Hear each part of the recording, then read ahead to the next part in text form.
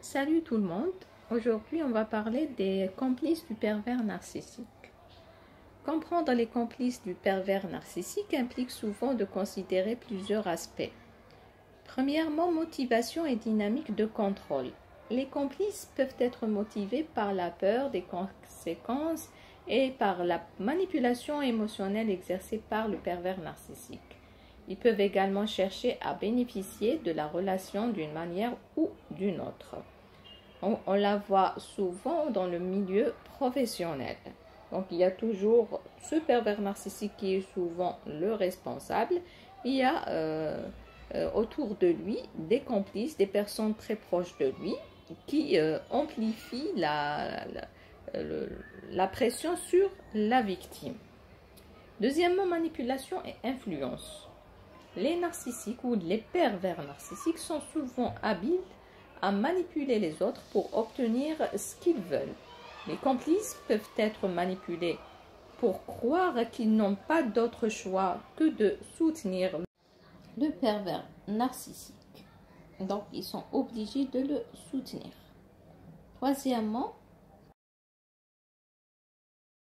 Troisièmement, besoin de validation ou de protection.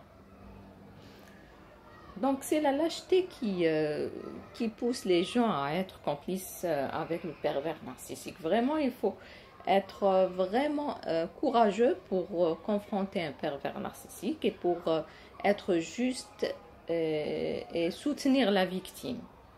Donc, certains complices peuvent trouver un sentiment de sécurité ou de valeur en soutenant le pervers narcissique, même si cela signifie ignorer ou tolérer des comportements nocifs.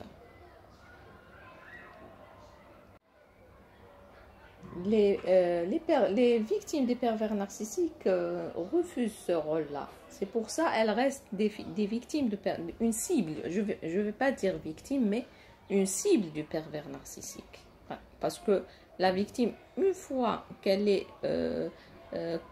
consciente de cette situation, donc elle n'est plus victime. Elle subit, c'est vrai, elle subit tout le malheur des pervers narcissiques et la manipulation et toute l'humiliation, etc.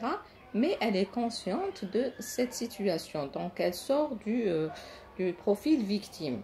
Et la cible du pervers narcissique, elle n'accepte pas d'être complice avec quelqu'un qui fait mal aux gens. Donc en général, le profil d'une victime ou d'une cible d'un pervers narcissique, c'est une personne très pure, très juste, qui aime la justice et qui soutient les gens qui ont besoin d'elle ou en difficulté. C'est ça le schéma. Donc pervers narcissique, complice et la cible ou la victime. Quatrièmement, l'impact psychologique. Les complices peuvent développer une dépendance émotionnelle à l'égard du narcissique ou du pervers narcissique, ce qui peut les empêcher de voir ou d'agir contre les comportements abusifs. Donc, en quelque sorte, ils sont aussi manipulés. Donc, ils subissent aussi la manipulation. Mais ils ont une part de responsabilité aussi. Ce ne sont pas des victimes. Cinquièmement, stratégie de manipulation du narcissique. Les pervers narcissiques utilisent souvent des tactiques comme le gaslighting, faire douter de sa propre perception, ou la projection, donc attribuer ses propres traits négatifs à autrui pour maintenir leur contrôle sur leurs complices. Sixièmement, conséquence à long terme, les relations avec un pervers narcissique peuvent avoir des effets dévastateurs sur les complices, affectant leur estime de soi, leur santé mentale et même leurs relations avec d'autres personnes. Mais certains complices, ils savent très bien comment ils deviennent manipulateurs comme le pervers narcissique. À force de côtoyer ce pervers narcissique, ils deviennent à peu près des manipulateurs comme lui. Donc, l'essentiel pour conserver un poste de travail ou bien ils attendent une promotion. Donc, en comprenant ces dynamiques, il est possible de mieux saisir pourquoi les complices restent engagés dans de telles relations et comment ils peuvent être amenés à changer ou à chercher de l'aide pour se libérer de cette dynamique toxique. Il est compréhensible de ressentir de la colère envers les complices qui soutiennent activement un pervers narcissique contre ses victimes. Cependant, il est essentiel de garder à l'esprit que les complices peuvent eux-mêmes être manipulés, intimidés ou conditionnés à agir de cette manière par le pervers narcissique. Donc, voici quelques points à considérer. Donc, premièrement, ils sont manipulés. Donc, il y a de la manipulation et le contrôle. Donc, les complices peuvent être sous l'emprise psychologique du narcissique, ce qui peut les amener à agir contre leur propre jugement. Donc, ici, la différence entre l'emprise exercée sur la victime et sur les complices, c'est que les complices, ils subissent cette emprise d'une manière, je ne vais pas dire positive, dans le sens où le pervers narcissique va leur dire je vais vous donner un poste, je vais vous soutenir pour la promotion, etc. Vous êtes les meilleurs, etc. Le contraire de la victime. La victime, elle essaie toujours de la détruire. Deuxièmement, la peur et l'intimidation. Certains complices peuvent craindre les conséquences de ne pas soutenir le pervers narcissique, comme des représailles ou la perte d'une relation ou un intérêt, etc. Donc, c'est la lâcheté toujours, donc la peur, l'intimidation.